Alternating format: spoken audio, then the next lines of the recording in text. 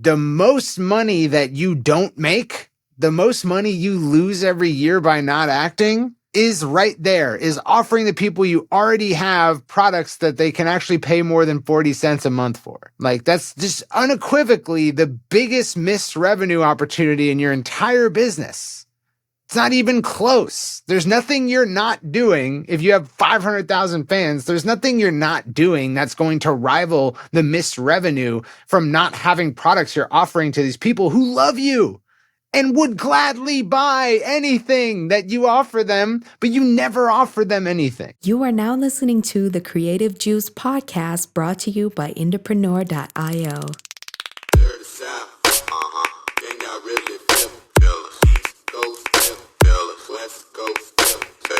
What's up, Indies? Welcome back to the Creative Juice podcast. We're going to be talking all about merch today. I'm your host, Jack McCarthy. This is episode 280. With me, as always, is my co-pilot and friend, Circa. Cirque, what's up, dude? Not a whole lot, friend. Just been in the editing bay working on YouTube vids. Well, I'm happy to have you out of it now to be in front of the camera with me for what I think will be a really exciting episode. Whether you're a new listener to the podcast or kind of an OG Creative Juice indie, you probably have noticed that we talk a lot about merch and e-commerce and selling for artists on this show. And really, that's our primary focus at our music marketing agency, IndieX.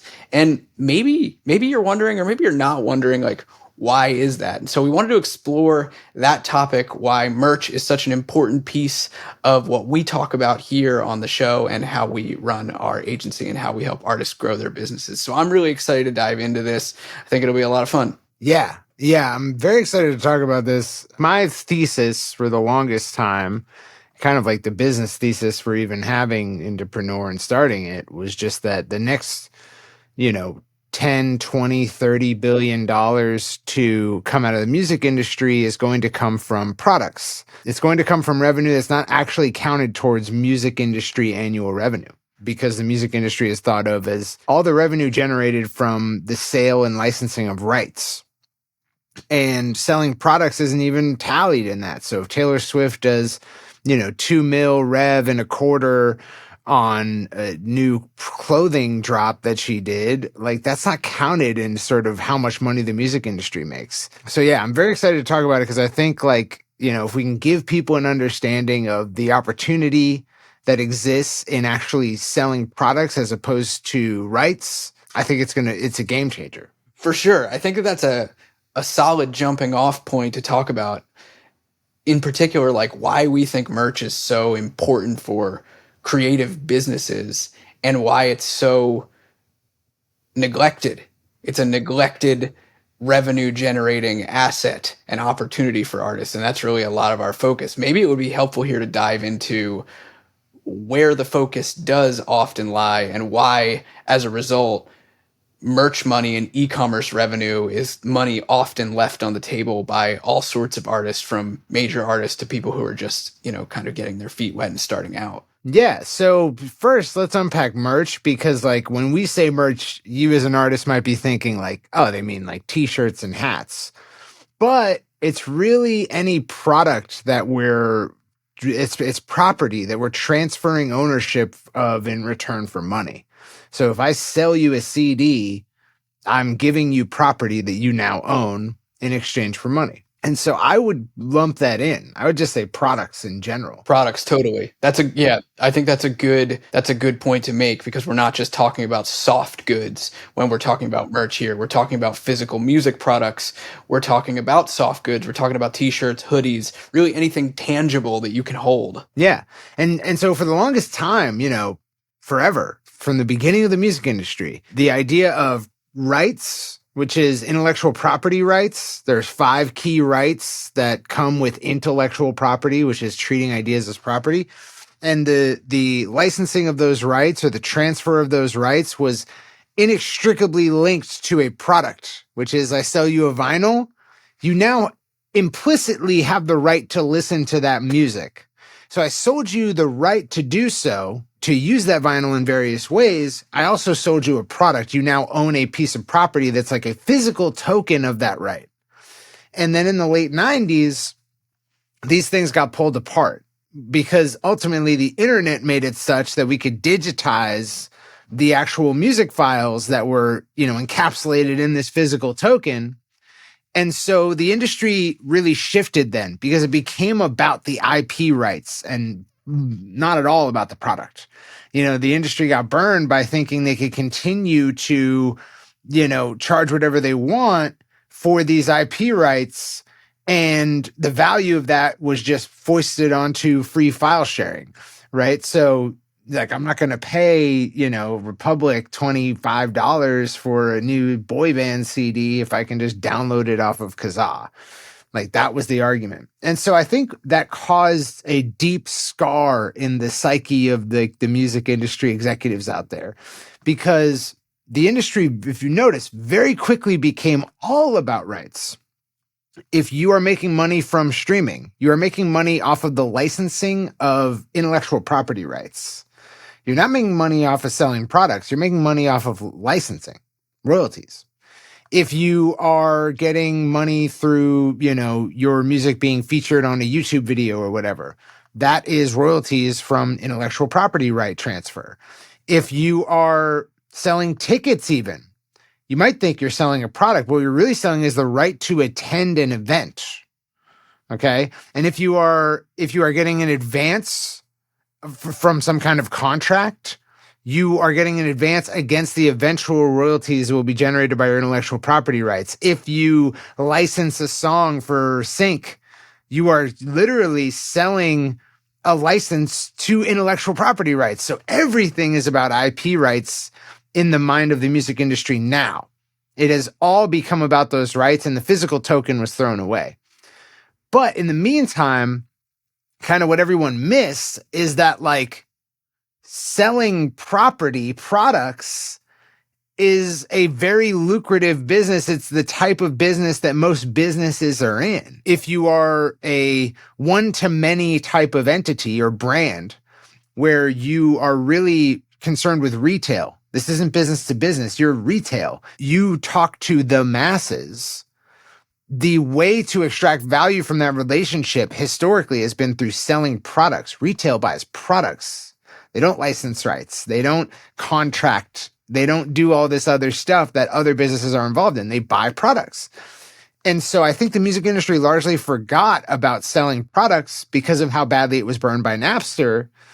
And we find ourselves today in this industry where every manager, every label that we talk to is not at all concerned. I mean, very few are at all concerned about selling products. For sure, yeah. And so you can start to imagine that deep scar. And now, fast forward to 2023, the laser targeted focus on intellectual property based revenue streams, what that does to an artist and where that puts most artists is that if you look out in the wild, what you usually find is that stores are, one, understocked, products are bland and unmarketed, largely unmarketed. Artists aren't running promotions. They're not really trying very hard to sell products. So that money, like we kind of opened with, is really just left on the table. That revenue stream is untapped, really largely underutilized. And a lot of artists that we talk to who are interested in working with us at the agency level recognize that. Yeah, I would say, for one, in marketing and digital marketing, you think in terms of how much does it cost me to acquire a customer and how much does their first purchase represent to me in terms of revenue. So if I cost me $5 to acquire a customer and they often buy something in their first purchase that's worth $10, well, I'm making money. I can pump as much as I want into that acquisition vehicle and I'll double up every time. And then we think about customers, the amount of customers, and the average lifetime value of a customer. If we have 100 customers who have been with us for a year, what's the total value that all of their purchases represent? So in marketing, what you're trying to do is you're trying to acquire new customers and maximize their lifetime value. Two ways to grow a business, okay? And that can be done through charging more for a given single transaction or by getting more transactions, or both. This is called geometric growth of a business. You can get more customers, you can make more money per transaction, and you can have more transactions per year. 3 ways. So what, coming from that mindset, you then look at someone who has 1 million monthly listeners on Spotify, and you realize that they're making at best 40 cents, maybe the just rabid fan, they're making maybe $4 per month off of that customer. I mean, they're very rarely making $4. 40 cents is a safer gamble. And for a marketer background, that's piss poor. That is a paltry amount to make per customer per month. Like we could, like actual customers who buy things, 40 cents, that's what we think of like as a bad email list. If your average email subscriber is worth 40 cents to you per month, we could maybe triple those numbers. If your average customer is worth 40 cents, that's a really bad place to be in. We're in trouble. Yeah. Yeah. And so it's, that's why we start salivating, why the eyes widen, why the opportunity seems so rich in the music industry to disrupt is because you have large artists who look at a customer, quote unquote, or a fan and think 40 cents per month. And we're thinking, how do we get that to $40 per month? Right, for sure. And I think it might be helpful here for us to zoom out a little bit for anyone listening, for artists that are hearing this, and the idea of profit margins and all of these numbers and calculations is totally foreign, right? A lot of that whole concept of a profit margin, like you said, Cirque, like thinking like a retail business, take the online portion out of the equation altogether. Just thinking like a retail business, period, whether online or offline, is a totally foreign idea. So maybe we should unpack the calculations behind profit margins. Just define profit margin in and of itself would probably be a good starting point. A profit margin for your merch, for your products that you're selling, whether online or offline, is the difference between what it costs you to produce a product versus the amount of money that you charge a customer for that product and the profit that you make from that sale. Yeah, it is the actual revenue that the customer pays in, the money they pay for the product, minus the cost of goods sold or the cost to produce. Now, as marketers, we're also thinking about, we're growth oriented. And so we're also typically baking in the cost of acquisition to that. So if we have a $20 product, it costs, $8 to produce, and it costs $5 in like advertising and other forms of marketing to actually get the sale. You would add in those $8 and $5 and you would get 13. And so 20 minus 13, that's $7 or a 35% profit margin on that product. You don't always bake in cost of customer acquisition.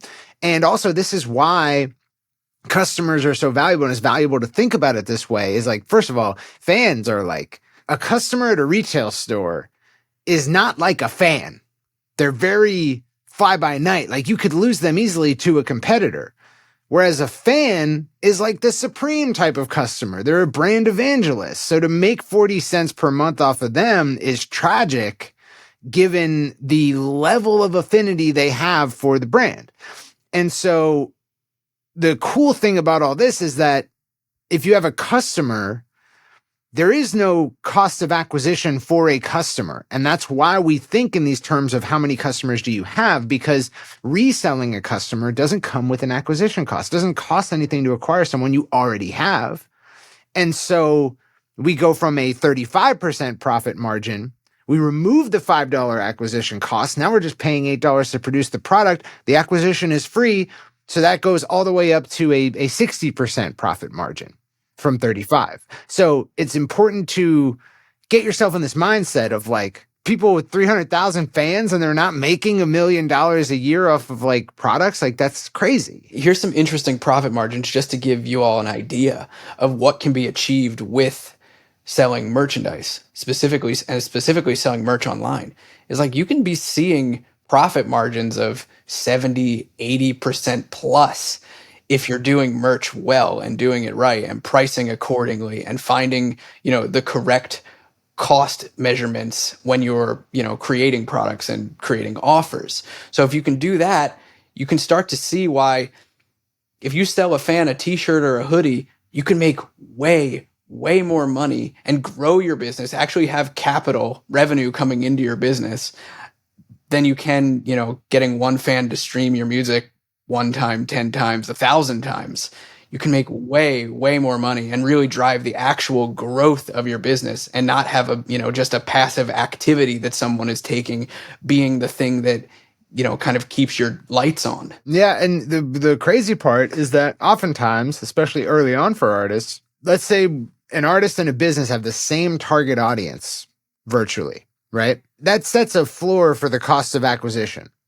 Because if the artist wants to get the attention of that target audience, they have to pay at least what the business is willing to pay. Okay. So their cost of acquisition is like identical to the business at best. And at worst, it's much higher because they have to outcompete. So if there's another business vying for your audience's attention, you have to outspend them in order to get it.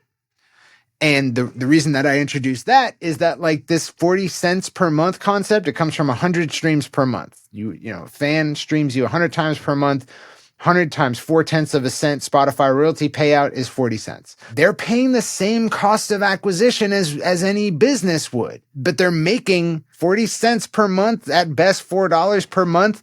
1,000 streams per month. I don't think that's very likely, but you kind of see where the math starts to enter in here, is that like to get that fan's attention, you're going to pay the same acquisition cost, whether it be in advertising or your own efforts or paying a videographer to make content, whatever it is, you're probably going to pay the same acquisition cost because there's no free lunches. If there's a business out there vying for their attention, you're going to have to pay it some way or another.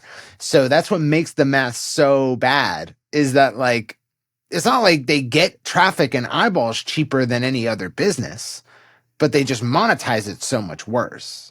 Yeah, that's a really good point. And it's interesting to think about it from that direction, because it's likely that in the internet space, when it comes to paid advertising on, Facebook, Instagram, TikTok, Google, whatever it might be, there's probably businesses that are competing for your customers' attention in the same way. They're not selling music products. Yeah. There's probably overlap. You're not competing with the rock band that sounds like you or the rapper that sounds like you alone. You're also competing with brands. Every potential fan is some business's target audience, and they're going to outspend you in any auction-based ad platform because they're willing to pay more. And they're willing to pay more because they have more to gain through that customer acquisition. They make more per customer transaction than you do. Yep. And the person who can spend the most to acquire a customer wins. That's an age-old marketing concept.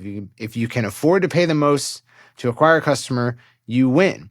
And the real rock-solid businesses don't focus so much on lowering the cost of acquisition. They focus more on increasing the lifetime value of a customer, because they know that if they can make it really cheap to acquire a customer, that's still at risk because another business could swoop in and be willing to spend more, and it doesn't matter how good they are at acquisition, they're still going to lose.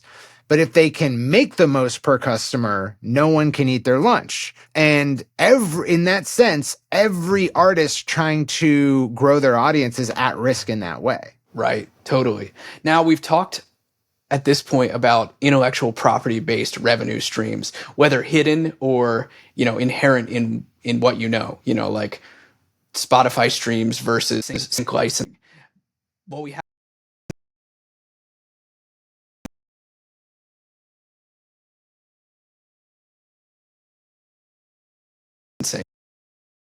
their first means of revenue, and that's touring. And while these things are not apples to apples, merch, e-commerce versus touring as revenue streams, they're not apples to apples. And I'm not presenting this as a binary to saying you should do one and not the other.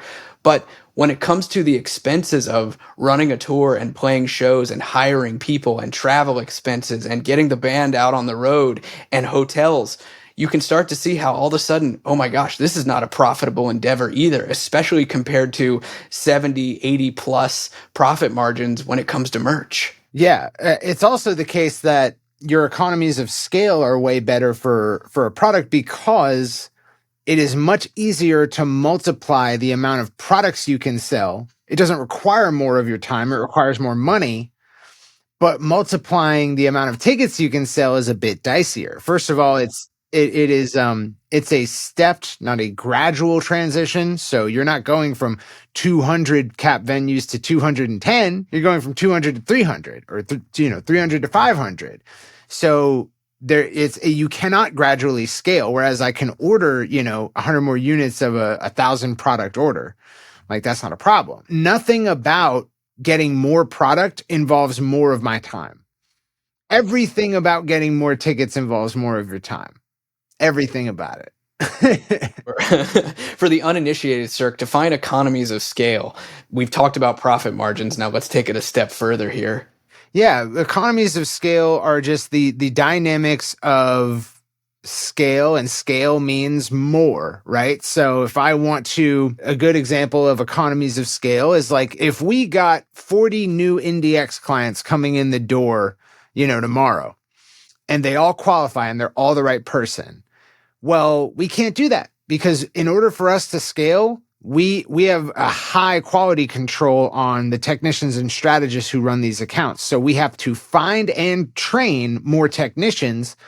We have to free up time for strategists. We have to train technicians into strategists. There's a lot that goes into it. So the economies of scale are a lot more sticky. The dynamics of scaling that up are more difficult than if we got 40 new customers for Snuggies. Like, we could just order 40 more Snuggies. Like, that's not a problem. Right.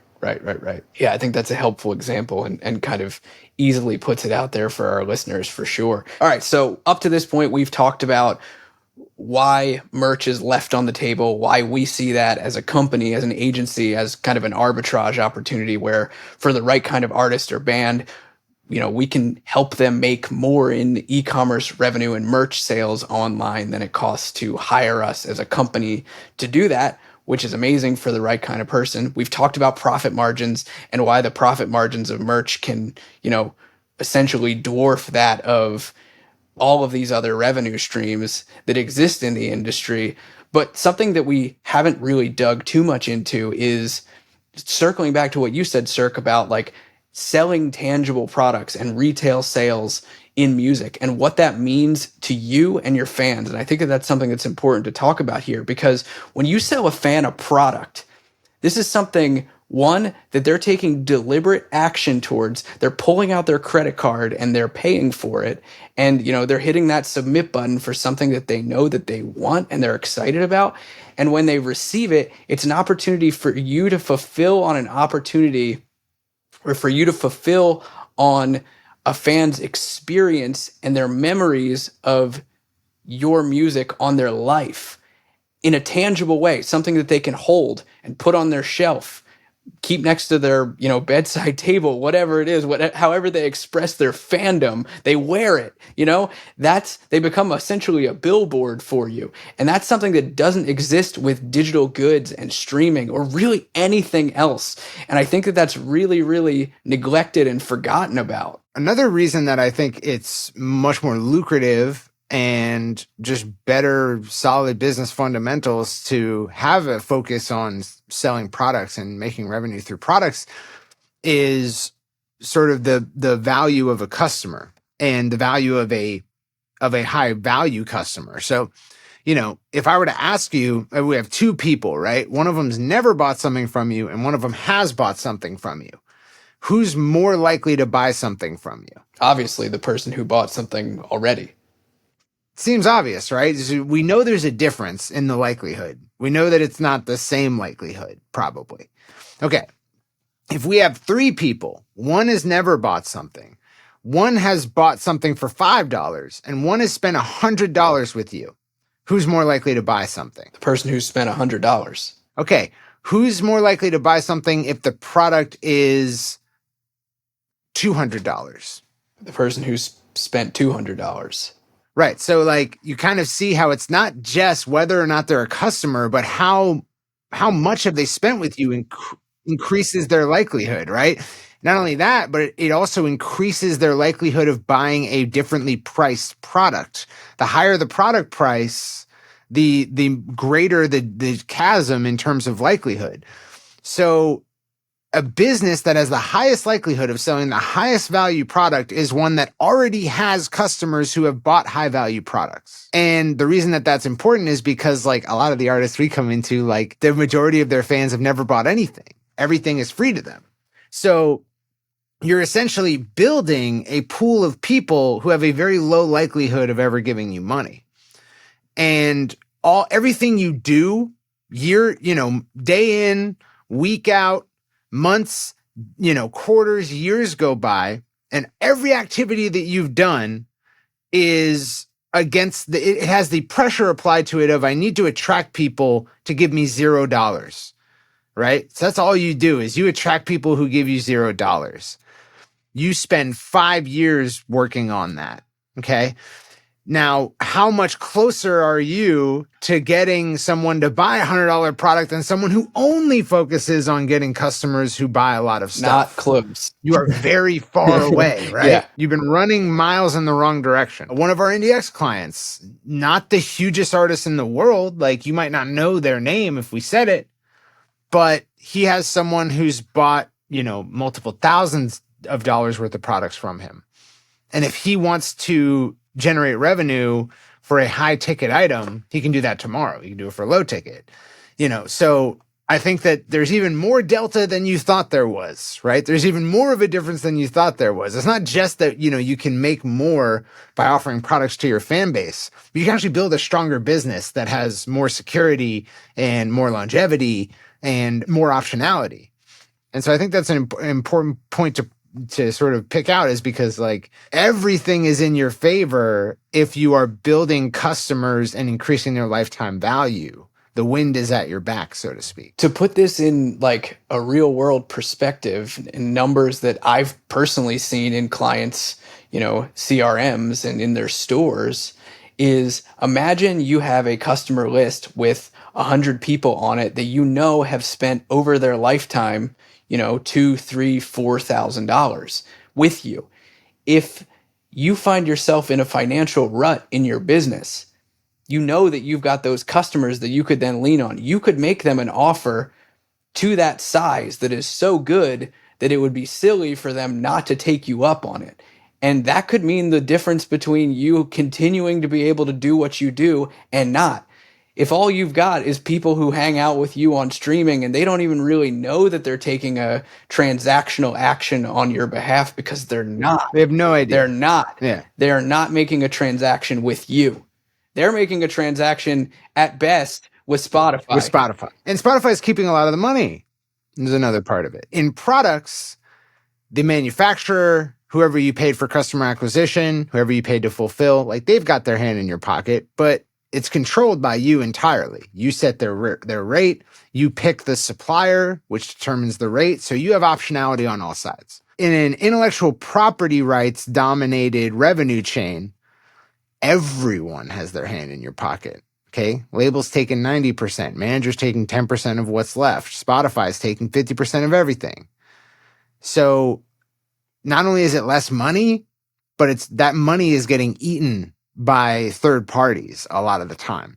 And I think this is like maybe even candidate for like what to title this episode is like artist managers who are invested in their artist business, and they're technically the CEO of their artist business, and they have no idea about converting fans into customers and increasing their lifetime value through the sale of products. They are missing out on the biggest opportunity to come along in, the entertainment industry in decades, in a century, perhaps. This is the biggest arbitrage. And they have no idea about how it works. They have no idea they're not even thinking about like, okay, well, how many fans have we converted into customers this month? And how much are those customers worth? This is speaking Chinese to them. Unless they're Chinese, then it's speaking English. It's an important point to make, because when I think about if an artist has a manager, if I think about who's responsible for the massive missed opportunity that is, creating a products focused business that knows how to acquire customers, knows how to make offers, and knows how to maximize lifetime value, who's responsible? It's the manager. Yeah. The manager is responsible. And there are managers out there who are completely green on everything we've just talked about, and wouldn't know the first thing to do when it comes to unlocking that revenue potential from their artists. And I don't blame them, because like the industry does not condition managers to think in this way. Digital marketing convinces you to think in this way. So it's not common for there to be, many managers who also have that skill set. But I would say like what we're talking about here is the biggest failure of those who have a fiduciary duty to their artists. Absolutely. And the best conversations and relationships that I have with a number of artist managers, especially the ones that work with us at the agency, are the ones that are critically focused on this juncture in an artist's career or a creative's career, because this spans beyond just music businesses. It goes into all sorts of creative businesses, and we could talk about that in way deeper terms. But the strongest conversations and strides that I've seen managers make in those kind of positions, where they've seen, okay, this artist through their creative endeavors has gotten an audience to a point where it's a tipping point. We're beyond just passive intellectual property based revenue streams. It's time to make an offer. Really, that's truly what it is. It's time to start making offers, and it's time to start selling products. And once you tap into that, the opportunity is really kind of endless to have always on type of marketing going all throughout the calendar year. And that's the kind of leverage that you can have in a business that keeps it growing, regardless of whether you're, releasing new content, releasing new music. It allows you to get off that hamster wheel. It allows you to, even build revenue up that you could then reinvest if you wanted to into continuing to grow audience at the very, very top of the funnel. Not that you would necessarily want or need to do that if you've got a sizable enough audience to begin with. It's really time to start focusing on the bottom of the funnel and the monetization arm of the business. But you could. And that's what a lot of managers don't realize, and the best ones do. Yeah, that's not to disparage managers. No, I've spoken to more than enough managers who see this opportunity and are like, how do I get involved? I'll say it this way. Either you're an artist who needs to grow desperately in terms of your fan base, or you're an artist who you don't necessarily need to grow, but like more money's always nice. Like you need to grow your business, but you already have a very sizable fan base, and that's not a desperate need anymore. That's truly the binary I think that we're talking about in this business or in this episode, is that there's two types of artists: ones that desperately need to grow their audience, and ones that need to grow their business through revenue generating activity. Revenue. Yeah. Make more money. Yeah. And so, okay, if we're just talking to artists who need to grow, because coming from our digital marketing background, again, he who or she who can afford to spend the most to acquire a customer wins. Now, you might not think of fan growth as acquiring customers, but everything about it is the same. How do you do it? You can pay for advertising or paid media placement. Paid media is what it's called. You can create content. And in the music industry, this is the whole thing. The music industry is all about, okay, you have one way to grow: create content. And if it's not the best freaking content anyone's ever seen, then we don't care about you. Like, it needs to be so good that you become a mega star just off the strength of this content. And creating content like that is either a stroke of luck and genius, or it's something that you are paying an exorbitant amount in production costs. But you're paying is the point. We have paid media. We have content, which is not free. It's also paid. And then we have things like press, which is also paid. Okay. We have things like playlisting, which is oftentimes also paid. So like all the vehicles you use to acquire more audience are paid vehicles that have competitors. And so that customer acquisition cost comes into play anyways. Okay. So when you're growing your fan base, you need revenue more than anyone, because you need to be able to outspend competitors. You need to be able to get in front of as many people as possible. And that requires budget. So, if you don't have tremendous investment, it behooves you to be bringing in revenue such that you can afford to get in front of a lot of people. So that's that. Then we have people who like, yeah, more audience would be cool, but like we're doing good. Okay. The most money that you don't make, the most money you lose every year by not acting is right there, is offering the people you already have products that they can actually pay more than 40 cents a month for. Like that's just unequivocally the biggest missed revenue opportunity in your entire business.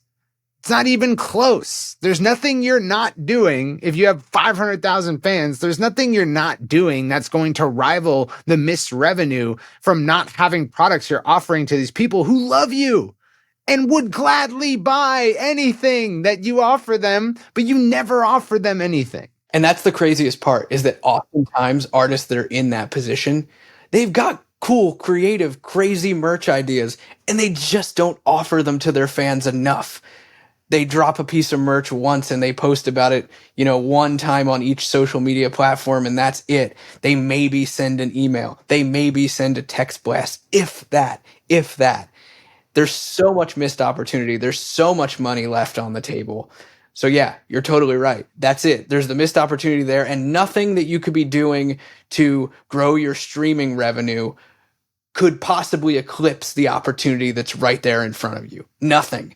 And I say that with the utmost confidence because we've seen it time and time again with artists that we work with at the agency. It's the biggest opportunity to grow, to infuse your business with lots of cash very quickly. Yes. It sounds like we're used car salesmen at this point, but like it's 100% true. Like I feel like I'm yelling at you, but I'm saying it because it's true, and because I care.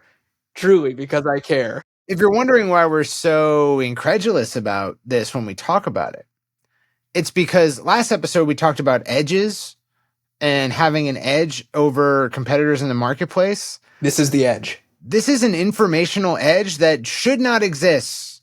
We should not be able to run this arbitrage.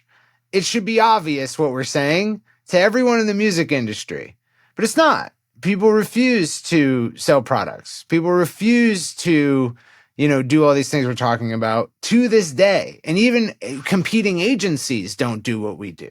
They are worried about getting you larger streaming numbers, good press. A lot of the agencies in the music industry that are marketing or promotion aren't doing what we do. They don't generate revenue for products. They don't do e-commerce.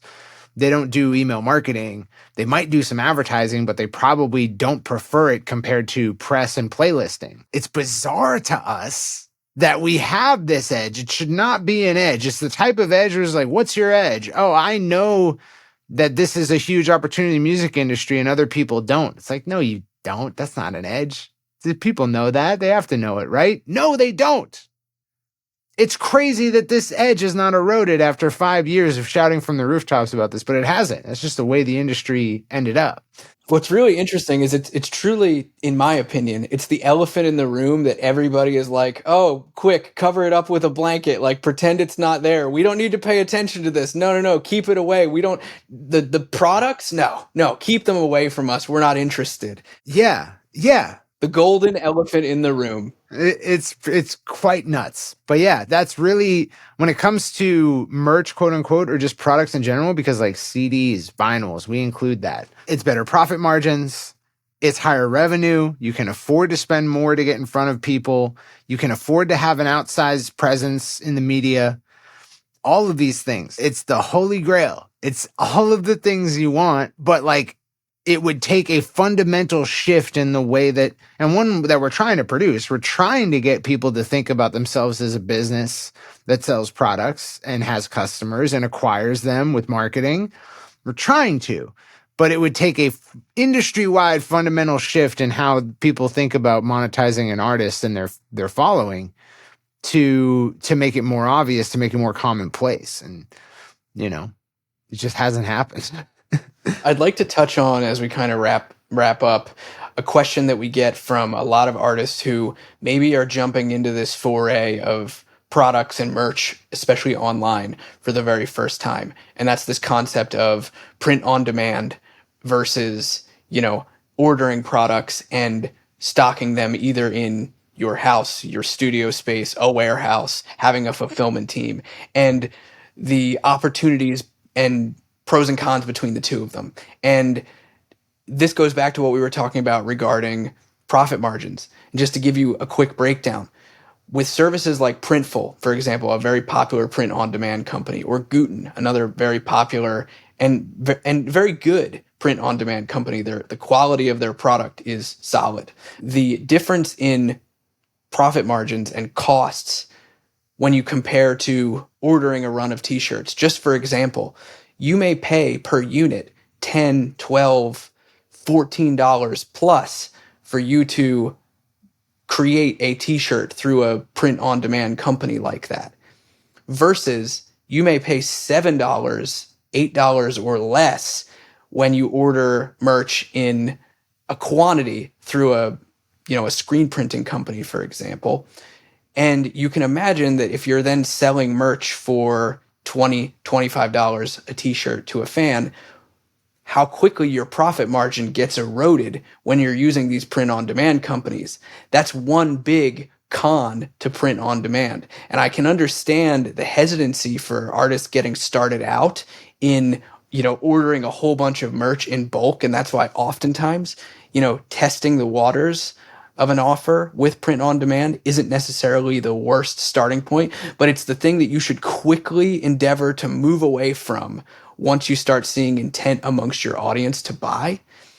The other cons related to print on demand is that you can't control the fulfillment. So you can't add on a personal touch that really takes it to a level where a fan, has that tangible item and then feels like it's really, really connected to you, a personal connection to you as an artist or a creative. The thing that they really love is you.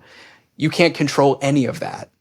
You can't add handwritten notes. You can't sign stuff.